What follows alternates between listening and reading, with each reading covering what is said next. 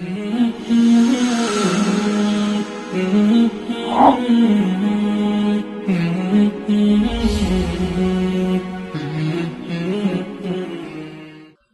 ونصلی علی رسولہ الکریم، اما بعد۔ معزز ناظرین، آج میں سنت کی اہمیت کے حوالے سے آپ سے کچھ باتیں عرض کرنا چاہوں گا کہ ہمارا جو مذہب ہے، ہمارا جو دین اسلام ہے، یہ اپنے فالوورز کو زندگی کے ہر میدان میں، زندگی کے ہر شعبے میں، زندگی کے ہر پہلو میں، زندگی کے ہر وقت میں، ہر لمحے کے لیے یہ اکیلا نہیں چھوڑتا بلکہ اس کی رہنمائی کرتا ہے۔ اور یہ دنیا کے کسی مذہب اور کسی دین میں ایسا نہیں ہے کہ وہ جو ہر قسم کے معاملے میں وہ مذہب اس کی رہنمائی کرتا ہو۔ ہمارا اتنا عظیم مذہب ہے، اتنا بلند مذہب ہے اور اتنا قوی مذہب ہے کہ ہمارے دنیا کے ہر میدان میں وہ ہماری رہنمائی کرتا ہے۔ اور ہم چاہے سو رہے ہیں، چاہے ہم جاگ رہے ہیں، کوئی کام کر رہے ہیں یا کھانا کھا رہے ہیں، ہر طرح کے معاملے میں اسلام کی تعلیمات موجود ہیں۔ اس کو اسوہ حسنہ کہا جاتا ہے۔ نبی کریم صلی اللہ علیہ وسلم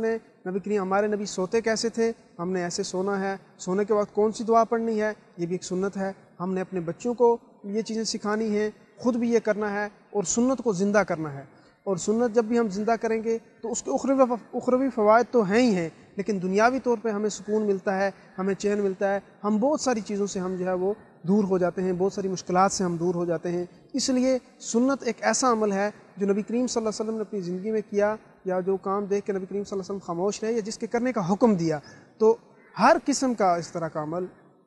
جو نبی کریم صلی اللہ علیہ وسلم کی زندگی سے ثابت ہے، آج اگر ہم اپنے معاشرے میں، اپنی ذات میں، اپنے نفس کے اندر ان چیزوں کو لے آئیں تو ہماری زندگیاں پرسکون ہو سکتی ہیں، ہم مسائل سے باہر آ سکتے ہیں۔ لیکن مسئلہ یہ ہے کہ ہم نے کبھی اس طرف توجہ نہیں دی ہے، ہم نے کبھی سوچا نہیں ہے کہ ہمارا کوئی مذہب بھی ہے، ہمارا کوئی دین بھی ہے، اس کے کچھ تقاضے بھی ہیں، ہم نے اس کو کیسے فالو کرنا ہے، ہم نے کیسے اپنی زندگی کو اس کے مطابق ڈالنا ہے۔ ہم نے اس مذہب کو کچھ علماء اور طلباء تک محدود کر کے رکھ دیا کہ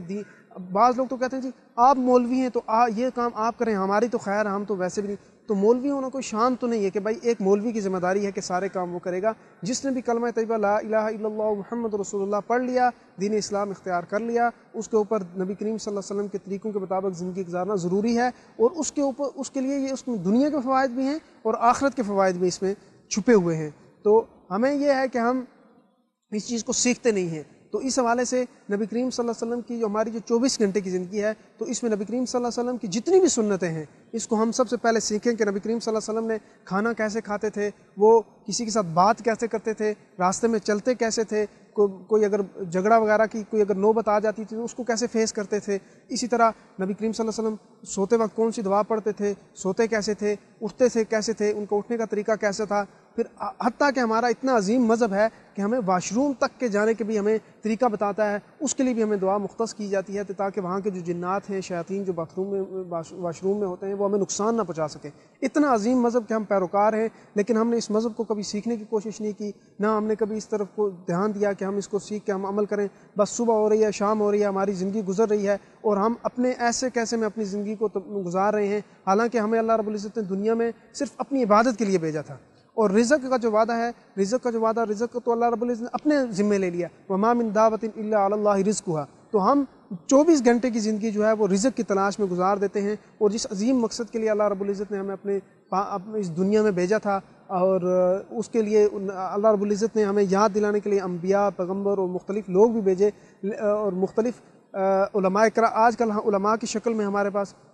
دین کی تعلیمات ہمارے تک پہنچانے کے لیے لوگ موجود ہیں، لیکن کبھی ہم نے اس طرف توجہ نہیں دی۔ ہم اس طرف بالکل غافل ہیں، اور پتہ نہیں ہم جس چیز کا ذمہ اللہ رب العزت نے ہم اپنے ذمہ لیا تھا، ہم اس کے پیچھے بھاگ رہے ہیں، اور جس مقصد کے لیے اللہ رب العزت نے ہمیں دنیا میں بھیجا تھا، ہم اس سے بہت دور چلے گئے ہیں، ہم بھول گئے ہیں، ہم غفلت میں ہیں۔ اس لیے ضروری یہ ہے کہ نبی کریم صلی اللہ علیہ وسلم کی جو تعلیمات ہیں ان کو سیکھا جائے، ان کو کسی اچھے عالم دین سے، جید عالم دین کے پاس جایا جائے، ان کی کتابیں پڑھی جائیں، کسی مشورے کیے جائیں کہ کون سی اچھی کتاب ہے جس سے ہمیں یہ مل جاتے ہیں۔ اس طرح مولانا ابوالحی عارفی صاحب کی ایک کتاب ہے،